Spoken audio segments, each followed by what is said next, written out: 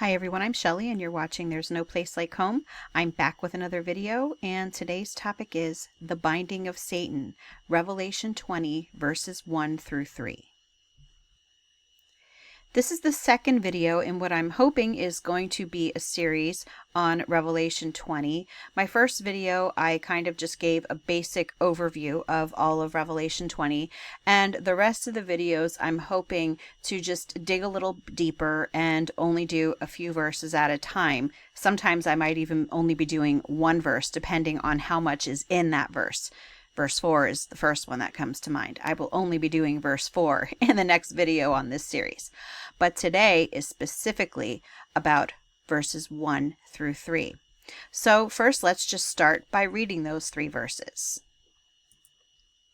Then I saw an angel coming down from heaven, holding in his hand the key to the bottomless pit and a great chain. And he seized the dragon, that ancient serpent who is the devil and Satan, and bound him for 1,000 years, and threw him into the pit, and shut it and sealed it over him, so that he might not deceive the nations any longer, until the 1,000 years were ended.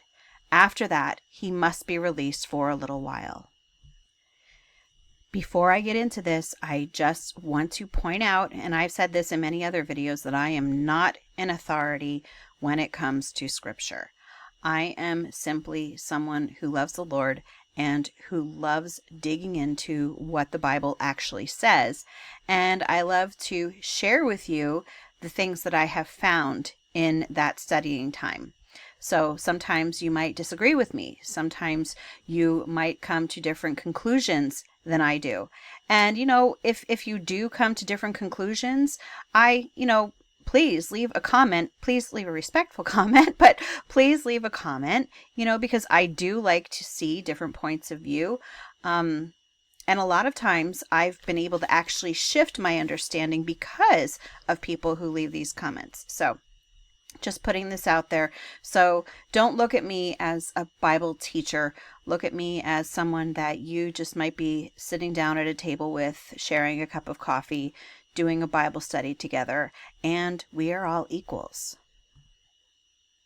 I'm going to go over each verse one by one, and then after that I'm going to do kind of a summary of all 3 of them. So we're just going to start with verse 1 right now. Then I saw an angel coming down from heaven, holding in his hand the key to the bottomless pit and a great chain. Now, it is my understanding that this angel is Jesus, and I will get into it a little bit later about the binding, when that specifically happened. But we need to remember that angel, the Greek word angelos, means messenger, and Jesus was certainly, among other things, a messenger of the gospel, and in fact, he was called the angel of the Lord in the New Testament multiple times. Now, coming down from heaven, holding in his hand the key to the bottomless pit and a great chain. There are many people who take this literally and think that Satan either was or is going to one day be bound in an actual physical place with an actual chain. And what I'm hoping to show you right now is that this was very symbolic language. The book of Revelation is one of the most symbolic books of the Bible, and in fact, the very first verse tells us that it is going to use symbolism. Revelation 1:1. The revelation of Jesus Christ, which God gave him to show to his servants the things that must soon take place. He made it known by sending his angel to his servant John. You're probably looking at that translation saying, I don't see anything about symbolism being used or signs being used in this. That's why I always recommend to read your Bible with either parallel passages pulled up, I always use Bible Hub, or with a concordance. So if we go down to the literal Bible, and actually many others, we will see that it's a little bit different. It says, the revelation of Jesus Christ, which God gave him to show to his bondservants what things it behooves to take place in quickness. And he signified it through having sent his angel to his servant John. And hopefully you notice the word signified here. the root word of which is sign. Now you might be thinking, okay, well, that's just another translation. All right, you're correct. Let's just go to the Greek and see what the Greek says, because the New Testament was originally written in Koine Greek. So if we go down to that section, what does it say? I'm probably missing it here. I did. Aha. So what is usually translated as he made it known is actually Strong's 4591, and it's the Greek word, I'm probably going to say this wrong, semeino. Okay, and semeino actually means signify. It says it's from sema, a mark of uncertain derivation, to indicate, signify. And again, we come down here to give a sign. Communicated, indicate, signifying. Now, let's go to an English dictionary and see what signify means. Signified, signifying. Great definition, right? Those are just other ways to say it. But to be a sign of.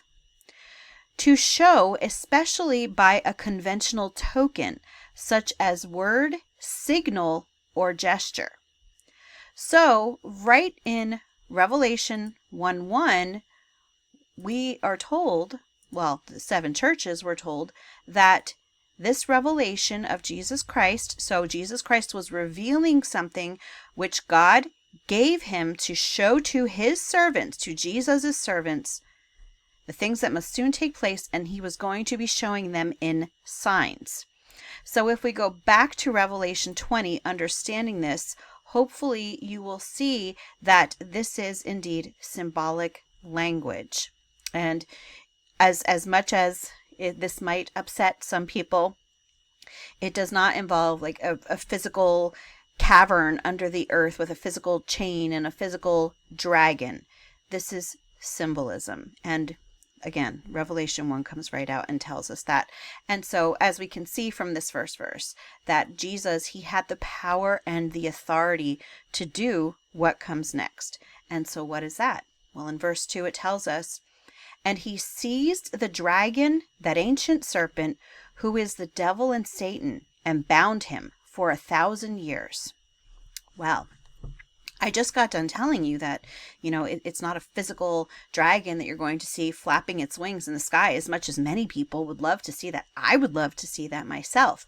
But that's not really what this means here. In the Hebraic communication method, they used illustrations. They used word pictures to really to give messages in detail about what was going to be happening. And that is exactly what is happening here. Now, most people, when they see this part, the dragon, that ancient serpent who is the devil and Satan, they will imagine, a spiritual evil, which indeed it very well could be that, but they will picture like the devil with the horns and the pitchfork, or a snake in the Garden of Eden. And some of the things that I'm going to be just showing you just a little bit today are that this might not be talking about that. And I think it's important to understand who the dragon, that ancient serpent, the devil and Satan is or was, if we are going to understand Revelation 20. So, with that being said, let's compare this to Revelation 12:9. And the great dragon was thrown down, that ancient serpent who is called the devil and Satan, the deceiver of the whole world. He was thrown down to the earth, and his angels were thrown down with him. And again, remember, angels, the Greek word angelos, it can mean human messengers, does not always mean a heavenly messenger. Okay, just throwing that in there. But hopefully you noticed that the language is very similar to what was used in Revelation 20 verse 2. We have dragon, ancient serpent, devil, Satan, deceiver of the whole world. Dragon, ancient serpent, devil, and Satan. And what we are going to find out in verse 3 is that the deception they also had in common as well. I'll just jump down there quickly, but we're not done with verse 2 yet. So that he might not deceive the nations any longer. So this is talking about the same entity. And I think that most people understand that. Now, let's go to this part here. And bound him for 1,000 years. Do you remember when I talked about symbolism and how right in Revelation 1:1 it said that these things were going to be signified? This was one of those times. The Greek word kilioi is used many times throughout the Bible, and that's the word used for 1,000, and it is a figurative number. So if we go here, let's just look at the word kilioi. We'll talk about the different words used for Satan too. So it was drakon, a dragon or huge serpent. Okay, serpent. Now I want you to remember, can you think of a particular group of individuals throughout the Bible who was repeatedly called serpents? Keep that in mind. The devil, okay? This is one that I want to stop on for a moment because devil is from the Greek word diabolos. And what does devil mean? It means false accuser, slanderer. And I want you to think again. Those serpents, that group of people that was called serpents, were they possibly false accusers and slanderers? I would say yes. Hopefully you're catching my drift. We'll get to that. I'm not sure if we'll do it in this video or another, but we'll get there. And Satan, Satanas. And if we go here, the adversary, the accuser. So again, here we have again, what is an adversary? Someone who's going up against you, opposing what you're doing. Accuser. We're back to those accusations again. Can you think of people who were accusing Jesus, were accusing the believers throughout Scripture? And again, were they the same group of individuals who were constantly referred to as serpents? Okay, now let's go down to the word for 1,000. So Strong's 5507, kilioi. And here's the definition of kilioi. 1,000. Well, I already told you that. But I always like going down to the helps word studies. They don't show up in all of the definitions, but I like when they do because they're very helpful. I guess that's why they're called helps. But kilioi, properly 1,000. It's the product of 10 times 10 times 10, 10 cubed. Now, 10 is considered a perfect number. Figuratively, so we have a definition here. Many people who will look up the number 1,000 who are thinking of this as a literal 1,000-year time period, they stop right there, properly 1,000. And they'll say, see, I told you. And they completely miss that it then gives you a figurative definition, which means emphatic, total inclusiveness, showing no one, nothing is left out. Okay? So this 1,000 years, when it comes to both the 1,000 years we'll be talking about, I believe in verse 4 in the next video in this series, and today, this just means the total inclusiveness. It means nothing is left out. This period happened for a specific purpose, and everything that was supposed to happen in that time period happened. So Satan was bound for that time, and the things that were supposed to happen during that time, the things that he was supposed to be bound from, were emphatically finished. And the last word that I'm going to show you for now, using the Strong's Concordance for verse 2, is the Greek word used for bound. Strong's 1210, and it's the word deo, okay? And it means to bind, which we knew. Regarding marriage, to be betrothed, to pledge, to give oneself in marriage. And then down here, we just learn it's still to tie, to bind, bind, be in bonds, knit, tie, wind. Imprisoned, prisoners, put in chains, tied.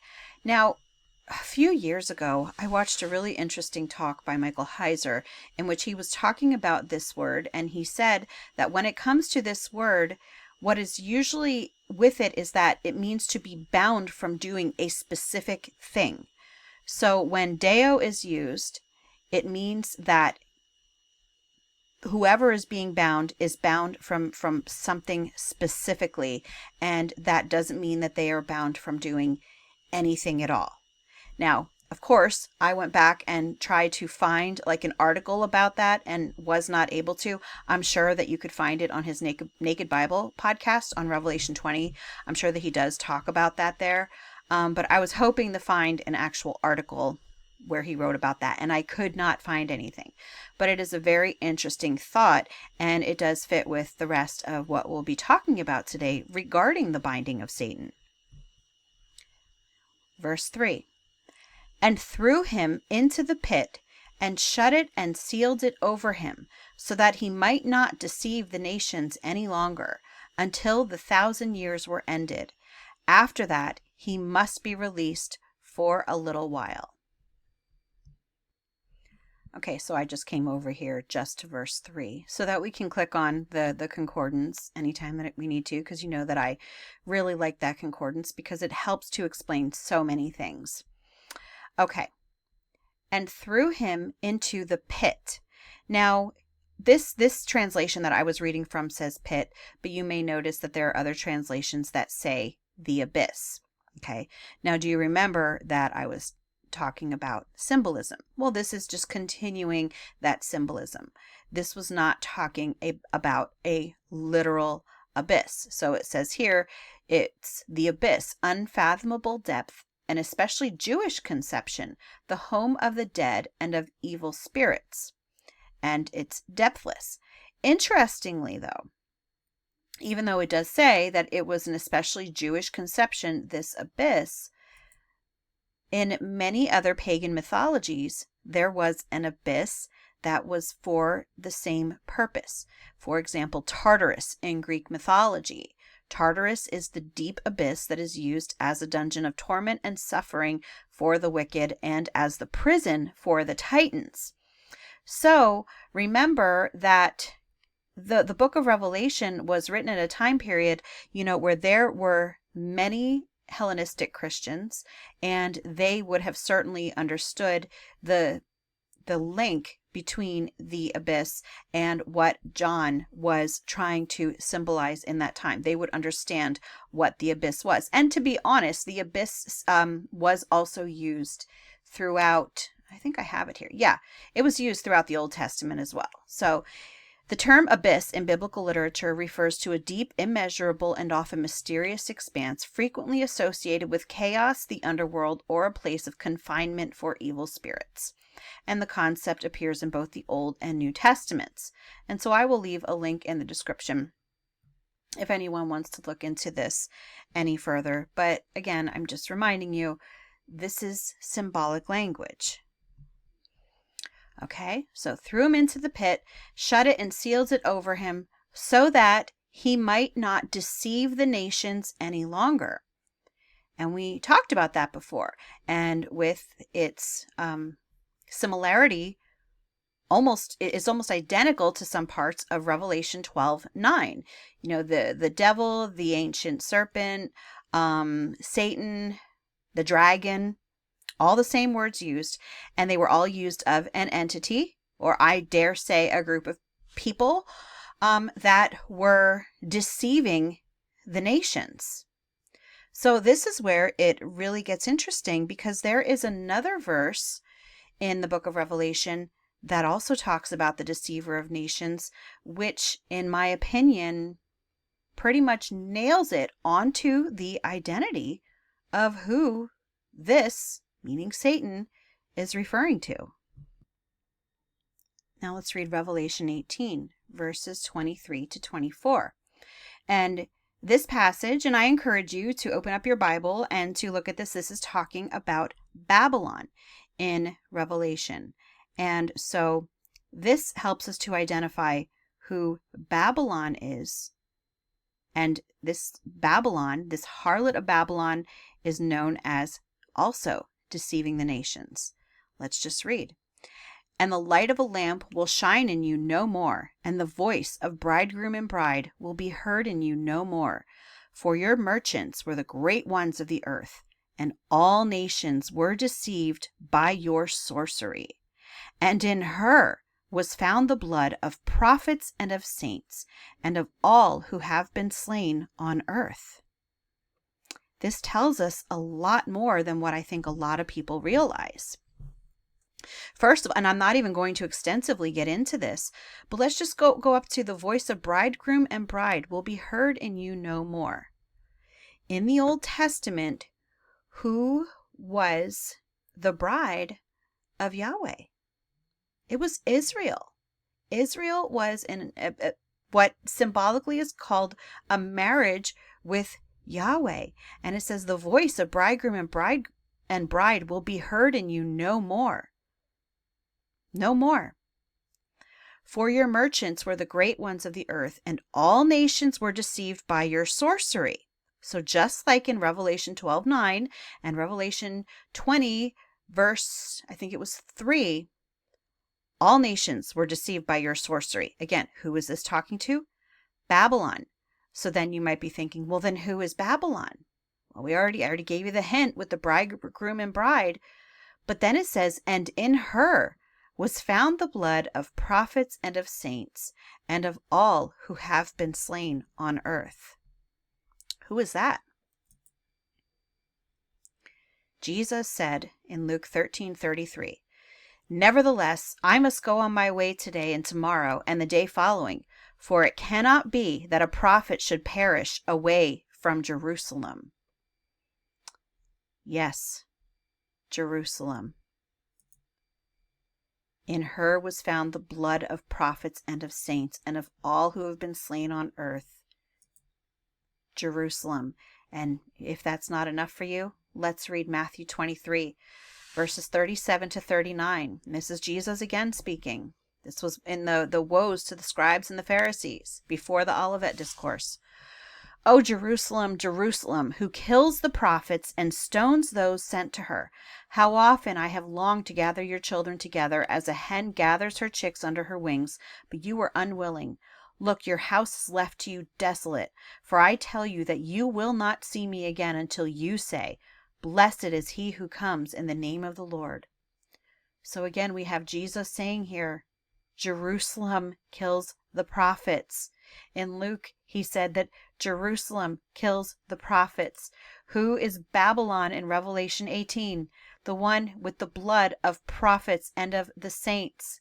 What saints? The saints during that entire apostolic age who were being persecuted. Not only that, in the Old Testament period, all of those prophets, all of those saints. If I encourage you to go and read more of Matthew 23. Because Jesus tells them that on you, he's talking to the scribes and Pharisees. He said, on you shall come all the blood of from righteous Abel up to the son of Zechariah, son of Berechiah, whom you murdered between the temple and the altar. This is talking about Jerusalem. Who is Jerusalem representative of? I would say the Old Covenant, specifically those very people that Jesus was admonishing in Matthew 23. So, if we look at Revelation 20 verse 3, Revelation 12 verse 9, and Revelation 18:23 at the end of that verse, it tells us that the deceiver of the sorcery, it doesn't say Satan in Revelation 18, but it's the same accusation. It is talking about the same entity. So, yes, I believe that Satan is tied, at least, to Old Covenant Israel. I believe very, very strongly tied to Old Covenant Israel. Now, some people might argue whether it's the entire Old Covenant itself, but it wasn't the Old Covenant really that was evil. Old Covenant was not evil. God would not create something evil, but it was the way that the Pharisees, the unbelieving scribes, all of the unbelieving Jews, they began to idolize it. They began to idolize the temple, and instead, God should have been the only one that they were revering. I mean, if you even look at the Pharisees, they were adding their own laws. So anyway, yeah, I told you that I was going to get into it. I'm very passionate about talking about this because I don't think it's something that people notice. That, yes, Revelation 18 is talking about Babylon, but also calls them.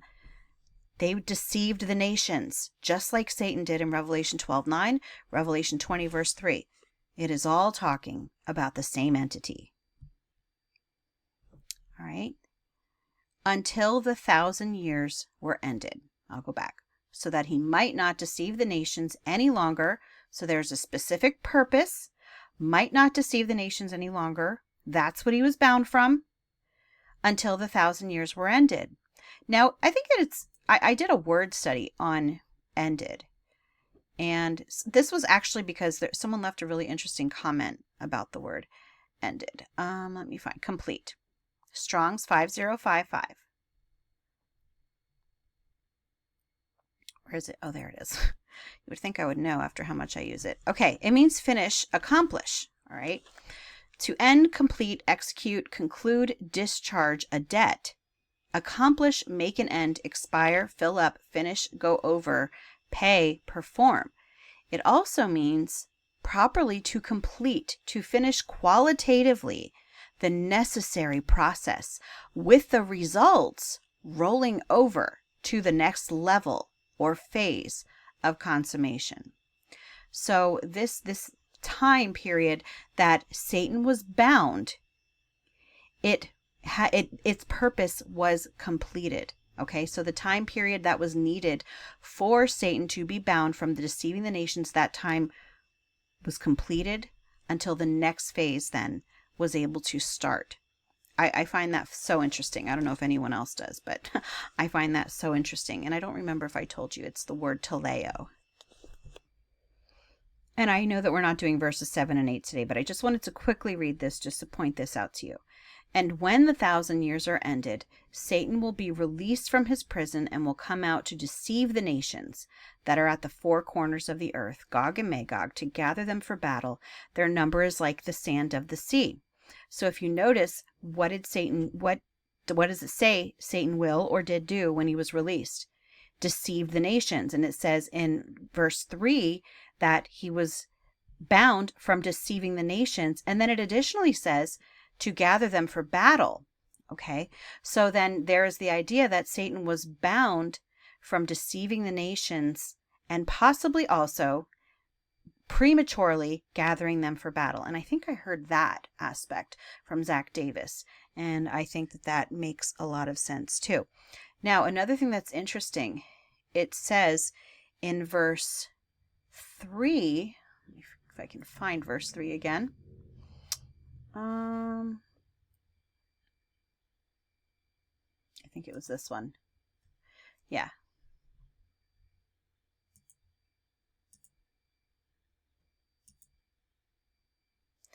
After that, he must be released for a little while.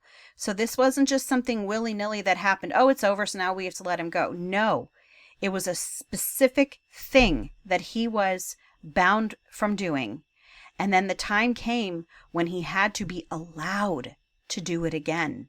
He must be released for a little while.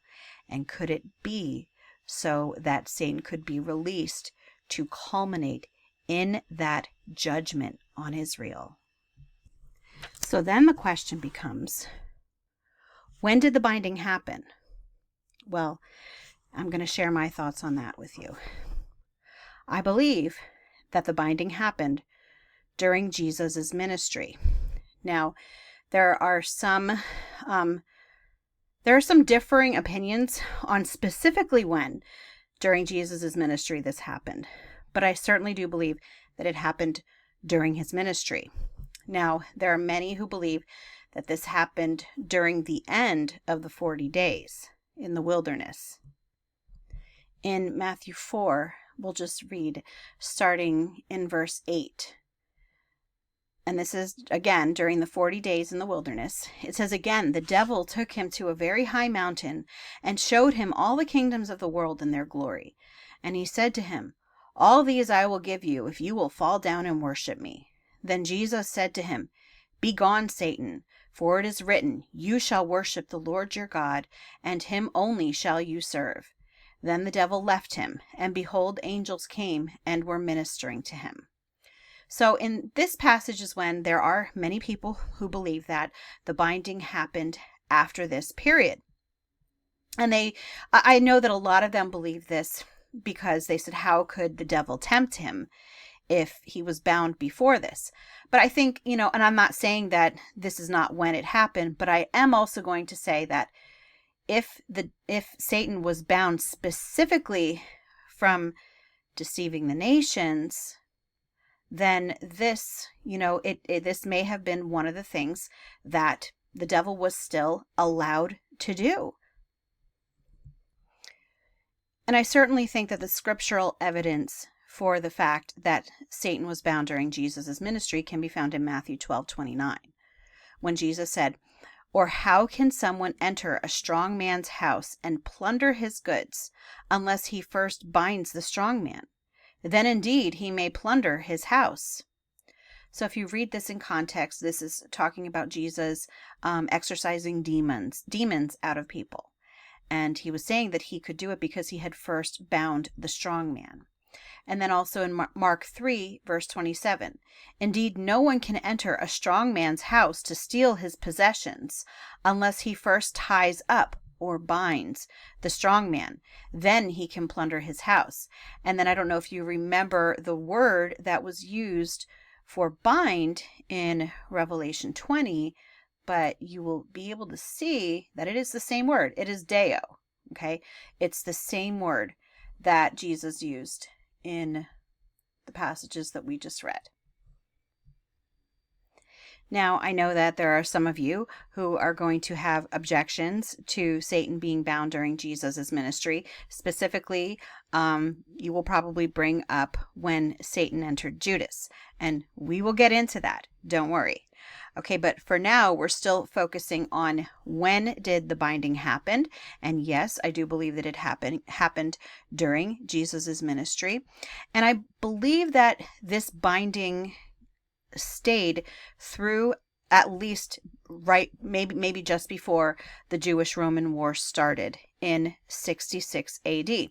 Now, I know that there are some people who believe that the 1,000 years of that Satan's release occurred maybe around 64 AD when Nero started persecuting Christians. And some people might say, oh, but weren't you just saying that you think that Satan has ties to Old Covenant Israel?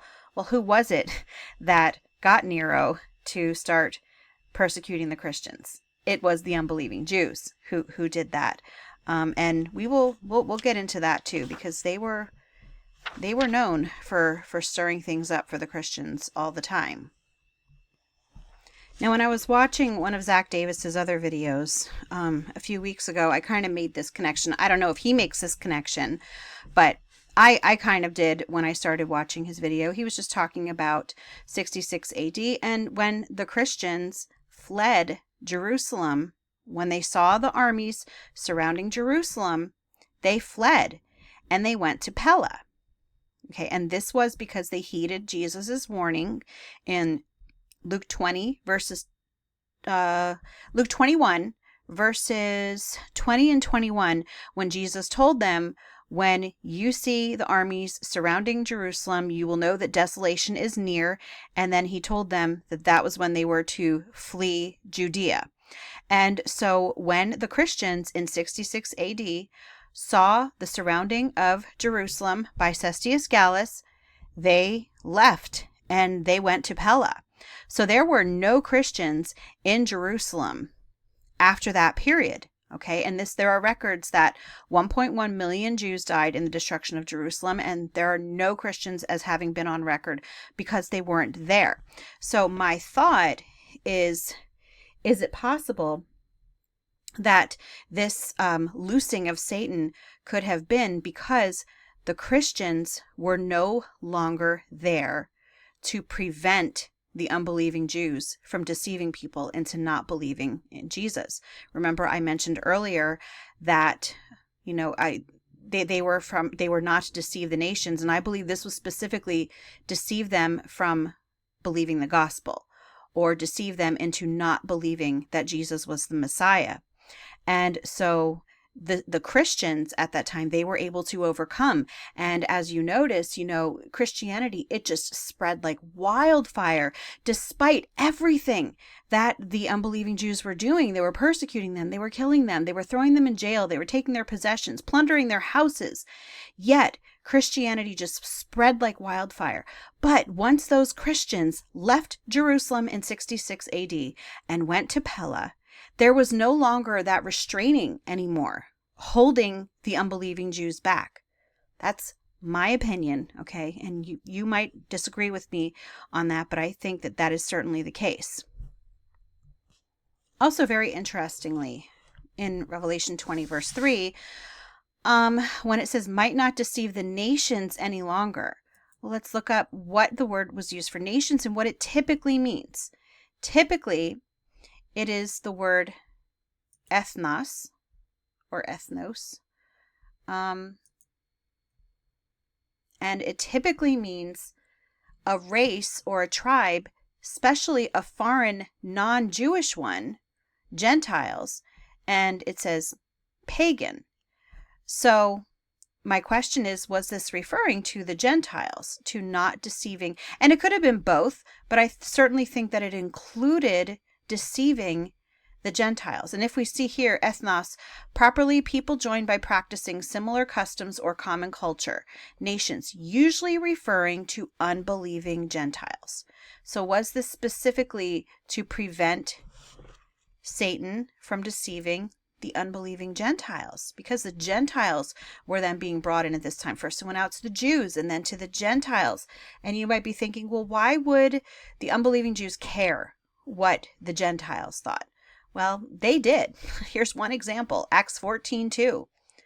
But the unbelieving Jews stirred up the Gentiles and poisoned their minds against the brothers. So, yes, they were known for that.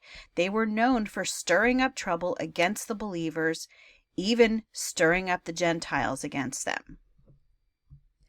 So now you might be thinking, well, there you go. Acts 14:2 is an example that Satan was not bound during that time because the unbelieving Jews were stirring up the Gentiles against the believers. But here's the thing.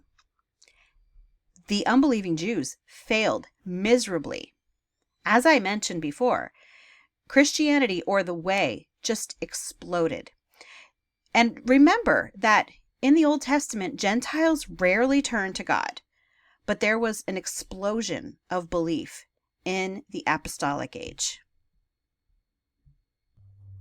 So sure, those unbelieving Jews, Satan may have been attempting to deceive the nations, but he was bound from succeeding because the believers overcame them.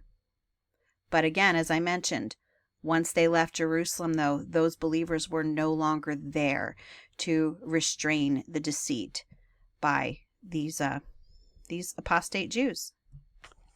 Okay, so I already mentioned before, it says that they were bound from deceiving the nations, and I think specifically from spreading the gospel. They deceived the nations from stopping the spread of the gospel. Okay, and also possibly prematurely starting a war. And you might be thinking, well, where do you get that from? And I get that from here. And when the 1,000 years are ended, Satan will be released from his prison and will come out to deceive the nations that are at the four corners of the earth, Gog and Magog, to gather them for battle. Their number is like the sand of the sea. So Satan was bound. So of course, what was going to be the first thing that he was going to do once he was released? He was going to do whatever he was bound from. Okay, because remember, he must do this now. There was a reason that Satan was released. And this was Satan brought about the judgment of Jerusalem. So, or at least helped. And so what did Satan do? Deceived the nations, gathered them for battle. So that's why I believe that that is certainly possible. Now, let's talk about Satan being bound during the ministry, and the issue that some people might have with that, because that certainly is a good example. But let's go to Job 1. All right. And we're going to read verses 6 through 12. One day, do I need to read all of this? Okay. Yeah, well, we'll start with verse 9. Satan answered the Lord, "Does Job fear God for nothing? Have you not placed a hedge on every side around him and his household and all that he owns? You have blessed the work of his hands, and his possessions have increased in the land. But stretch out your hand and strike all that he has, and he will surely curse you to your face." "Very well," said the Lord to Satan. "Everything he has is in your hands, but you must not lay a hand on the man himself." Then Satan went out from the presence of the Lord. So here we have another example of Satan being bound from doing something specific by God, but he was allowed to do other things. Everything he has in your hands, but you must not lay a hand on the man himself.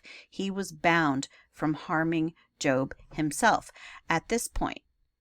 So, really good example of that. Okay, just like Satan was bound from deceiving the nations. Still, I think someone mentioned it like a dog on a leash. It might be a leash that goes out far enough that it's still able to do certain things in the yard, but it can't, go running wild. And so that is how we need to look at this binding. He was bound from doing something specific. So when the question comes up about Satan entering Judas, Luke 22, verse 3. Then Satan entered into Judas, called Iscariot, who was of the number of the 12. And Judas went to discuss, look who he went right to, with the chief priests and the temple officers, how he might betray Jesus to them. So Satan entered Judas. Was this during Jesus' ministry? Yes, it was. John 13, it says, during supper, when the devil had already put it in the heart of Judas Iscariot, Simon's son, to betray him. All right. So says the same thing, that Satan had entered Judas Iscariot. In my mind, that is saying that Satan, these unbelieving Jews, had influenced him. How did they influence him? With some cold, hard cash. Or maybe silver. Okay. Now, when we go down here, what is it that Jesus says to him? Then after he had taken the morsel, Satan entered into him. Jesus said to him, "What you are going to do, do quickly." Jesus told Judas to go do what he was about to do.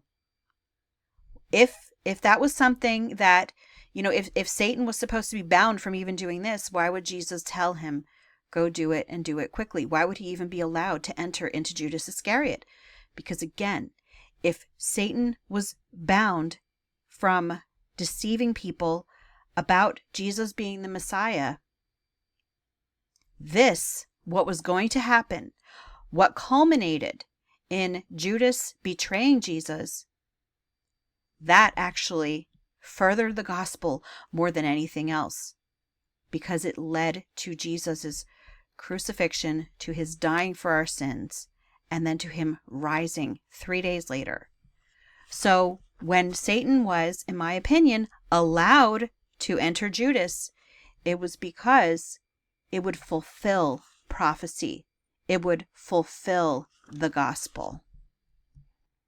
So in conclusion, I'm going to go right back here to the very last line in verse 3.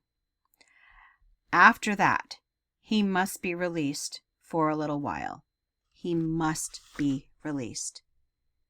In my opinion, he was released around AD 66.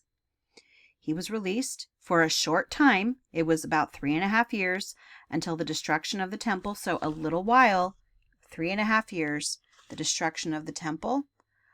I also believe that this little while here, this short time, is referring to what is also known as the tribulation. So I believe that the little while tribulation, Jewish-Roman war, all talking about the same time period. Might be some overlap, but I believe it is talking about the same time period, and I believe that this time was given to Satan so that he would stir up Rome against Jerusalem, stir up the unbelieving Jews and the Zealots to begin this war, which was the destruction of Jerusalem, which culminated in the destruction of the temple, which ended the Old Covenant age. And we all know what happened after that. That's all that I have for you today. If you like this video, give it a thumbs up. If you haven't subscribed and would like to hear more of what I have to say, I would love if you would do that. If you have any questions or comments, you can leave one down below. And if you like my work and would like to become a channel member, I will leave a link in the description box for that as well. Or you can just click on it right on my channel page. And I hope you have a great day.